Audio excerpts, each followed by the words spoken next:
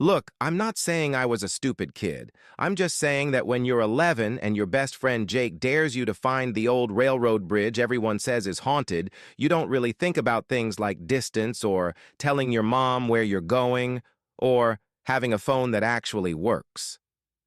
It was summer, late July, the kind of day where the heat shimmers off the asphalt and the neighborhood smells like cut grass and chlorine from everyone's pools. I'd been riding my bike in circles around the cul-de-sac for like 2 hours because there was literally nothing else to do. My parents were both at work. My older sister was supposed to be watching me, but she was in her room on the phone with her boyfriend, which meant I was basically unsupervised. That's when Jake showed up. He had this look on his face, you know? That specific look that meant he'd been thinking about something and it was probably going to get us in trouble. He skidded his bike to a stop next to mine, all dramatic, like he was in some action movie. "Dude," he said, "I know where the bridge is." The bridge. We'd been talking about it all summer. Tommy Morrison from the grade above us swore he'd been there once, said there was old graffiti everywhere and parts where you could see straight down to the creek like 30 feet below. He also said it was crawling with spiders and maybe a homeless person lived under it, but that just made it cooler. "Where?" I asked, trying to sound casual, like I wasn't immediately interested. "Past the subdivision, through the woods behind the elementary school, then you follow the old train tracks." Tommy drew me a map. He actually pulled out a crumpled piece of notebook paper from his pocket. There were arrows and X's and a little skull he'd drawn near what I assumed was the bridge. I should mention that past the subdivision meant at least 3 miles from my house. I should also mention that it was already like 2:30 in the afternoon, and I should definitely mention that my mom had specifically told me not to go past Riverside Drive, which was approximately half a mile in the opposite direction, but I was 11, and Jake was looking at me like he'd already decided we were going. "Fine," I said, "but we have to be back by 5. That's when my mom gets home." Jake grinned. "Dude, it's like 20 minutes away. We'll be there and back in an hour, easy." Spoiler alert, it was not 20 minutes away, and it was definitely not easy.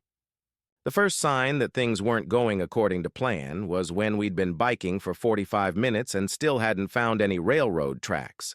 Jake's map turned out to be less of a map and more of a vague suggestion of directions that may or may not have been accurate. We'd gone through the woods behind Oakmont Elementary like he said, but then the path just sort of ended, and there were like 5 different trails branching off in different directions, none of them marked. "It's definitely this one," Jake said, pointing at the trail that looked the most overgrown. "You said that about the last 2 trails," I said. "Yeah, but this time I'm sure." He wasn't sure, but we went anyway because by that point we'd already come so far that turning back felt like admitting defeat. The trail wound through dense woods, the kind where the trees block out most of the sun and everything smells like dirt and rotting leaves. My bike chain kept making this clicking sound that was driving me crazy. Branches kept slapping me in the face. And it was getting later. The light was changing, getting that golden-orange color that meant it was probably close to 4 o'clock. "Jake," I said, "we should head back. We're almost there, I swear." We weren't almost there. We were completely lost. 20 minutes later, we emerged from the woods onto a gravel road I'd never seen before. No houses, no cars. Just gravel and more trees and a rusty mailbox that looked like it hadn't been used since the 80s. "Do you even know where we are?" I asked. Jake didn't answer, which was answer enough. That's when my bike tire went flat.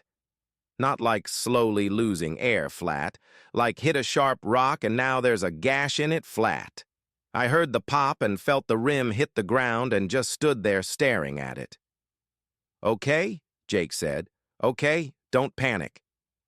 I wasn't panicking yet, but I was definitely starting to think about how I was supposed to be home in an hour, and I had no idea where I was, and my bike was completely useless, and my phone, the flip phone my parents had given me for emergencies, had exactly 0 bars of service. That's when the panic actually started. Here's what I learned that day. When you're lost in the woods and it's getting dark and you're dragging a bike with a flat tire, every direction looks exactly the same. We tried walking back the way we came, but the trail split so many times we couldn't remember which turns we'd taken. Jake insisted we should follow the gravel road because roads have to lead somewhere, which sounded logical, except this road just kept going and going through endless trees with no houses or intersections or any sign of civilization. My legs hurt.